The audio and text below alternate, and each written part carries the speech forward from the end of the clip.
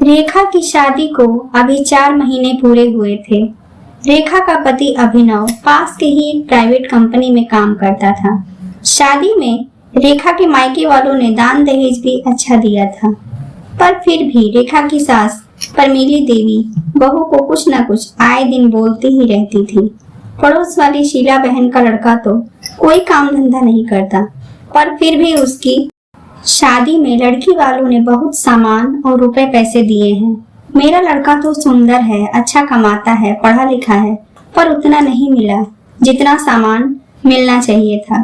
ठग लिया बहू के मायके वालों ने। वो किसी न किसी से ऐसी बातें ही करने लेकर बैठ जाती थी। रेखा हमेशा ऐसी बातों को सुनती, उसे बहुत बुरा लगता, पर वह करती भी तो क्या। चुपचाप अपनी सास की बातों को सुनकर थोड़ा सिसक लेती और अपने काम में लगी रहती। लेकिन उसका पति अभिनव उसे बहुत मानता था। वो यही सोचकर हमेशा खुश रहती थी। कुछ ही दिनों में घर में खुशहाली का माहौल बन जाता है, क्योंकि रेखा माँ बनने वाली थी। रेखा के परिवार में उसके ससुर, सास, पति और उसकी एक शादीशुदा ननद थी। ननद भी उसी शहर में थोड़ी दूरी पर रहती थी। उसके ससुर और पति तो उसे बहुत मानते थे, और सास और ननद की एक अलग टीम थी।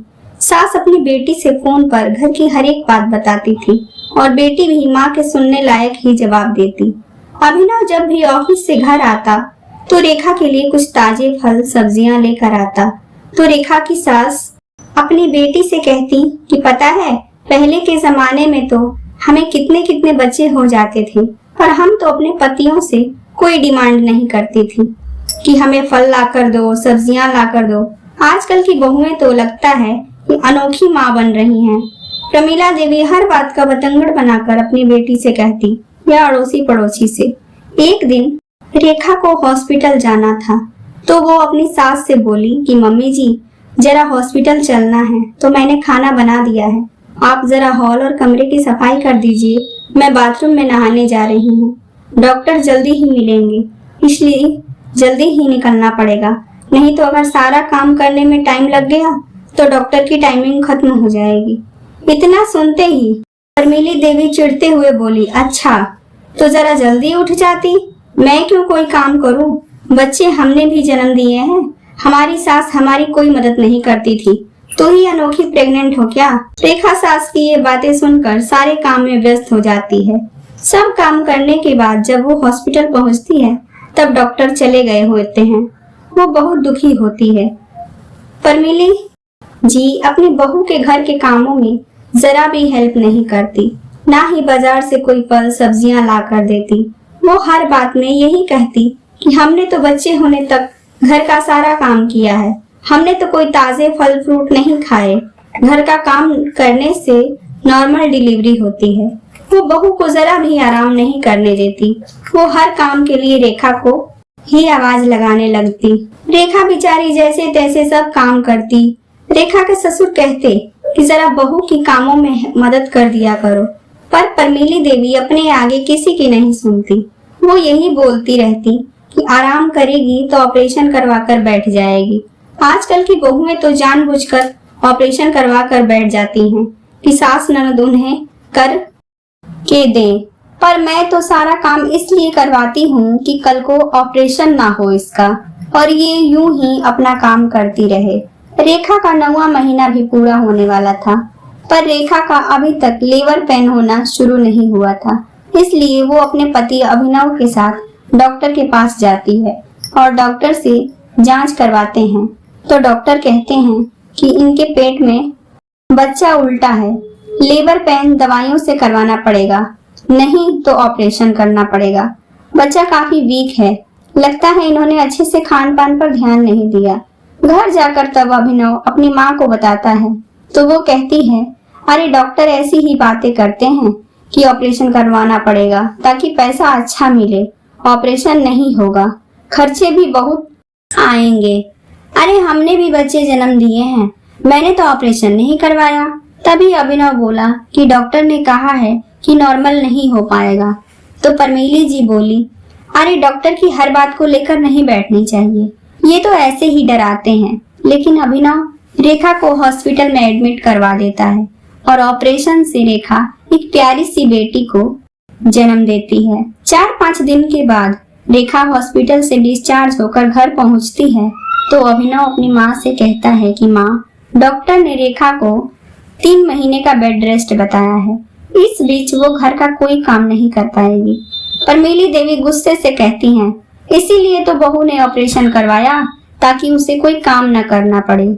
हमारे जमाने में यूं ही बच्चे हो जाया करते थे। आजकल तो बहुएं जानबूझकर ऑपरेशन करवा के ड्रामे करती हैं। इतना पैसा लगा, इतनी परेशानी, अगर बेटा हुआ होता तो कोई बात भी होती। ऑपरेशन से लड़की हो गई, अब आराम भी चाहिए। अभिनव बोला, पर मम्मी, लड़का हो या लड़की, ये तो भगवान की देन होती है। इतना पैसा भी खर्च हुआ, ऑपरेशन करवा लिया, अब बेड रेस्ट 3 महीने का कौन करके देगा? मुझसे तो नहीं होगा कुछ भी। हम तो बच्चे होने के तुरंत बाद से सब काम करते थे। परमीली देवी चिढ़ते हुए बोली, पर मम्मी, अभी तो देखभाल करनी ही पड़ेगी। अगर रेखा को अभी आराम नहीं मिलेगा तो आगे उसे दिक्कत हो जाएगी। आप जानती हो ना, ऑपरेशन हुआ है उसका। तभी ना मैंने कहा था कि नॉर्मल होना चाहिए, परमीली देवी बोली। एक दिन रात के समय रेखा की बच्ची जोर जोर से रोने लगती है। वो अपनी सास को जोर से आवाज लगाती है कि थोड़ा बच्ची को पकड़ लें, पर परमीली देवी नहीं आती। वो सुनकर अनसुना कर देती है, पर बहू के बार बार आवाज देने पर वो अपने कमरे से ही बोलती है कि अरे बहू, तुम खुद संभालो अपना बच्चा, मुझसे बुढ़ापे में नहीं संभाला जाएगा। मैं खुद परेशान हूँ, मेरे पैरों में बहुत दर्द है। तुम ऑपरेशन करवा कर बैठो और बच्चे संभालना हमारे माथे छोड़ दो। वाह भाई वाह, मेरे बस की नहीं है। अगले दिन अभिनव ऑफिस के काम से चला जाता है तो रेखा अपनी सास से 1 गिलास पानी मंगाती है दवाई खाने के लिए, पर सास चिल्लाते हुए कहती है, अरे कब तक यूं नाटक करती रहेगी? अरे हमारे जमाने में औरतें बच्चा होने के 3 दिन से सब काम करने लगती थी। रेखा आंखों में आंसू भरकर कहती है कि मम्मी जी, चाहे बच्चा नॉर्मल हो या ऑपरेशन से, एक औरत के लिए माँ बनना कितना मुश्किल होता है। अरे क्या मुश्किल होता है, ऑपरेशन में कुछ पता ही नहीं चलता। बेहोशी में पेट कटवा लो डॉक्टर से। अरे दर्द तो तब होता है जब नॉर्मल डिलीवरी होती है। मुझे तो लगता है कि तुमने काम से बचने के लिए और बेड रेस्ट करके मुझसे काम करवाने के लिए ऑपरेशन करवाया है। ये तुम्हारे सारे ड्रामे मैं जानती हूँ। रेखा की आंखें आंसू से भर गई और वो बोली कि मम्मी जी, मुझे लगता था कि आप भी एक औरत हैं और औरत होने के नाते आप मेरी भावनाओं को समझेंगी, और बच्चा चाहे नॉर्मल हो या ऑपरेशन से, किसी भी हाल में औरत को बहुत तकलीफ होती है, मानसिक और शारीरिक दोनों। पर कोई नहीं मम्मी जी, मैं अकेले ही कर लूंगी। पर आपको मेरी परेशानी और मजबूरी ड्रामा लग रही है। मेरे दुख में आप नहीं करेंगी तो कौन करेगा बताइए? इतना कहकर वो रोने लगी। दोस्तों, अगर आपको हमारी ये कहानियाँ पसंद आती हैं तो प्लीज आप हमारे वीडियो को लाइक करें, शेयर करें और कमेंट करके अपनी राय जरूर दें। और हाँ, हमारे चैनल को सब्सक्राइब करना बिल्कुल भी ना भूलें। धन्यवाद।